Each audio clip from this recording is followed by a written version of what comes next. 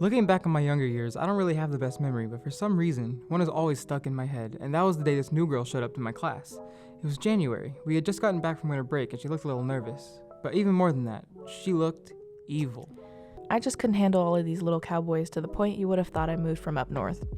Those cowboys grew to avoid me most of the time because of how much of a gremlin I was at that age, and even gave me the nickname She-Devil.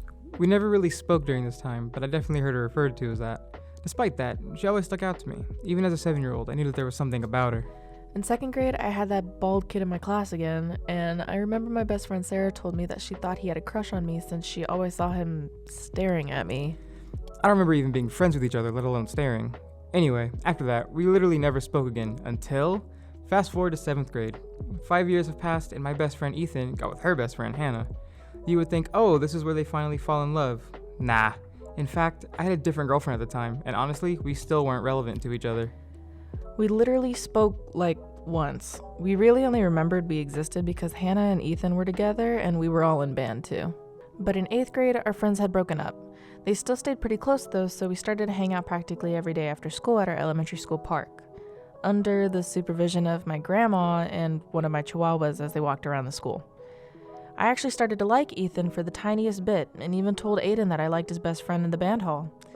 Yeah, no, I got over that really quick with him being the airhead athletic type. Later, I heard that Athena was helping Ethan get back with Hannah, which left me so confused since she just told me that she liked him too. Ew, gross. Anyway, I worked my magic and got them back together, which left me and Aiden as 2 extra wheels beside them when we would hang out at the park. Because of that, Ethan and Aiden started joking around that Aiden should act like he was my boyfriend to my grandmother. My banoi was actually for the idea of him being my boyfriend, but started doing this whole lecture about the sun and the moon like it was some talk like the birds and the bees. To this day, I have no idea what she said at all.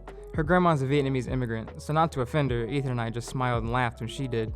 As I kept joking about his dating to her grandmother, we started to naturally grow closer and closer, and we didn't realize it until one day we were left at the park alone because Ethan and Hannah had already left. That day we were by the creek at the back of the park, and we were so wrapped up in conversation that we didn't even realize that we were sitting so close to each other that our thighs were touching. I eventually ended up telling my friend Jan Rose that I think I like Aiden now, and she went off and told him immediately. I actually texted Jen Rose myself the same day, saying that I liked Athena, and she hit me with the, well buddy, do I have news for you, and told me that Athena had just told her she liked me. So I opened Kik, yes, Kik, as fast as I could and asked Athena to go out with me. We were so excited to be together, and the butterflies were in full effect. It didn't last long, however. Yeah, I broke up with him on my birthday, and cried all the way to the restaurant too. That same friend that got us together also convinced my stupid ass to break up with him because, oh, we're going to high school and there's going to be plenty more guys to choose from, blah, blah, blah. Not only did she break up with me through text, but I was in the bathroom too. Freshman year was okay. We actually got back together in the first few weeks, and the typical awkward high school relationship unfolded.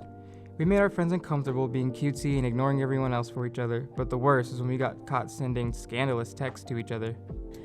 My grandma found out about some text messages after my grandpa went through my Kik, through my Kindle, because I had no phone at the time. Literally was just us talking about, smooching. Yeah, smooching. Yeah. Anyway, my grandma tried to get Aiden arrested after that. Not a fun time. But even though we went through all of that and got slut-shamed by the police officers on campus, we actually amplified our shenanigans as teenagers do. But we also began genuinely talking about having kids and a family at 14 years old. We even used to have this thing where instead of saying "till death do us part" like the other cheesy kids, we would tell each other for the SUV, since that's more of an indicator of having a family rather than buying a house or getting married. I know. Gag me. We're fighting.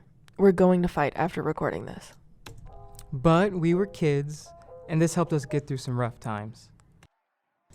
Speaking of rough times, here are all the times we broke up in high school. Correction, all the times he broke up with me in high school.